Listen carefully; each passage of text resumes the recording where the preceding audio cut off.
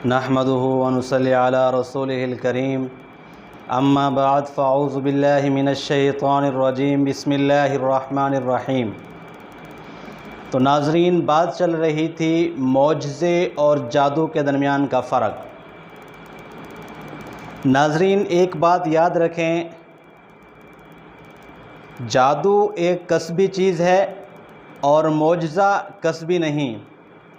نعوذ باللہ، ایسا ہرگز نہیں کہ انبیاء علیہ السلام کو پہلے اس معجزے کی ریاضت کرائی جاتی ہو یا اس معجزے کی پریکٹس کرائی جاتی ہو، ایسا ہرگز نہیں، بلکہ معجزے کا تعلق اللہ سے ہے، یہ اللہ کا فعل ہے۔ اللہ تعالیٰ نے قرآن مجید کے اندر ذکر کیا کہ حضرت موسیٰ علیہ السلام کو حکم دیا کہ اپنا عصا زمین پر پھینکو۔ حضرت موسیٰ علیہ السلام نے اپنا عصا زمین پر پھینکا۔ جیسے ہی حضرت موسیٰ علیہ السلام نے اپنا عصا زمین پر پھینکا، وہ اژدہے کی شکل اختیار کر کے دم ہلا کر کھڑا ہو گیا۔ تو حضرت موسیٰ علیہ السلام اس واقعے سے پہلے نہ حضرت موسیٰ علیہ السلام نے ڈنڈے کو اسدہ بنانے کی ریاضت کی تھی، نہ ہی اس چیز کی چلا کشی کی تھی، بلکہ یہ اللہ تعالیٰ کے حکم سے ڈنڈا زمین پر پھینکا اور وہ اسدے کی شکل اختیار کر گیا۔ تو اس بات سے پتہ چلتا ہے کہ معجزہ اللہ کا فعل ہے، نبی کا فعل نہیں ہے۔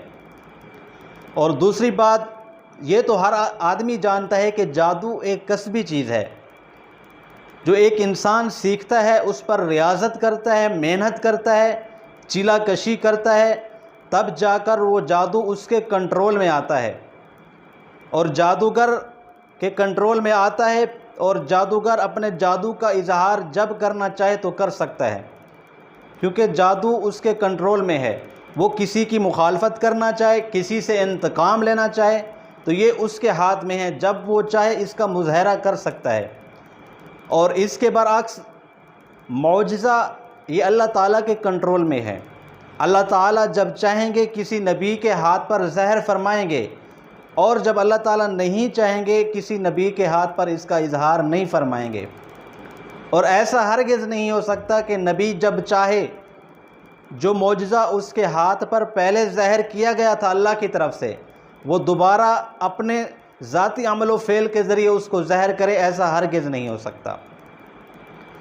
تو ناظرین، دوسری بات، معجزہ ایک ایسا عمل ہوتا ہے کہ جس کی مثال اور نظیر لانے کے لیے ایک دو انسان کیا پوری کائنات بھی مل جائے اس کی مثال نہیں لا سکتی۔ حضرت عیسیٰ علیہ السلام مادرزاد اندھے کو بینا کرتے تھے، تو یہ معجزہ آج تک انسانوں کے لیے چیلنج ہے۔ حضرت عیسیٰ علیہ السلام کوڑی کے مریض کو صحت مند تندرست کرتے تھے، یہ معجزہ آج تک انسانوں کے لیے چیلنج ہے۔ حضرت عیسیٰ علیہ السلام مردوں کو زندہ کیا کرتے تھے، یہ معجزہ آج تک انسانوں کے لیے چیلنج ہے۔ آپ صلی اللہ علیہ وسلم کے ہزاروں دوسرے معجزات کے علاوہ، آپ صلی اللہ علیہ وسلم کے ہزاروں دوسرے معجزات کے علاوہ قرآن مجید کی ہر آیت، ہر لفظ آنے والی بلکہ قیامت تک انسانوں کے لیے معجزہ اور چیلنج ہے۔ کہ کسی کو قرآن مجید کے نازل ہونے، وحی ہونے، اس میں ذرا برابر بھی شک ہو تو اس جیسا قرآن، اس جیسا کلام لے کر آؤ۔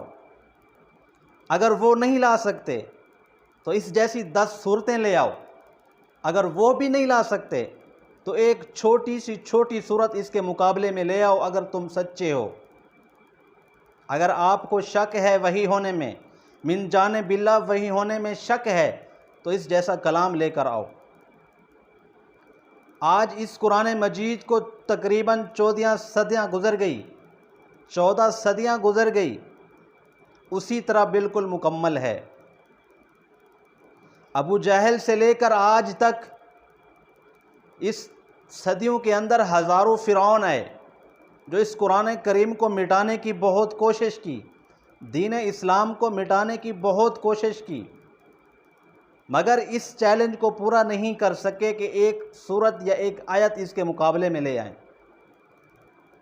ہزاروں کروڑوں انسان کو شہید کر کے زمین کو خون سے رنگ دیا، پر ایک چھوٹے سے چیلنج کا مقابلہ نہیں کر سکے۔ تو ناظرین، معجزہ کہتے ہی اسی کو ہیں کہ جس کی نظیر، جس کی مثال لانے میں ایک دو انسان کا بلکہ پوری کائنات اس کی مثال نہیں لا سکے۔ تمام باتوں سے پتہ چلتا ہے کہ معجزہ یہ اللہ تعالیٰ کا فعل ہے، انسان کا فعل نہیں، کسی پیغمبر یا نبی کا فعل نہیں، بلکہ معجزہ کسی پیغمبر کی نبوت کی نشانی اور علامت ہوا کرتی ہے۔ اللہ تعالیٰ نے قرآن مجید کے اندر ارشاد فرمایا وَلَا تَلْبِسُوا الْحَقَّ بِالْبَاطِلِ، تم حق کو باطل کے ساتھ مت ملاؤ۔ معجزہ ایک حق ہے، یہ اللہ تعالیٰ کا فعل ہے، برحق ہے، اور جادو جو انسان کو ایمان کی دولت سے محروم، دنیا و آخرت تباہ و برباد کرنے والی چیز ہے، یہ ایک بری چیز ہے۔ تو یہ دونوں متضاد حقیقتیں ہیں جو ایک ساتھ جمع نہیں ہو سکتی۔ تو ناظرین، خلاصہ کلام یہی ہوتا ہے کہ معجزہ اللہ کا فعل ہے، نبی کا ذاتی عمل و فعل نہیں، اور جادو یہ ایک کسبی چیز ہے جو ہر ایک انسان سیکھ کے آگے پھیلا سکتا ہے یا اپنے کنٹرول میں کر سکتا ہے۔ کسی سے انتقام لینا چاہے تو وہ کر سکتا ہے، تو یہ ایک کسبی چیز ہے۔ والسلام۔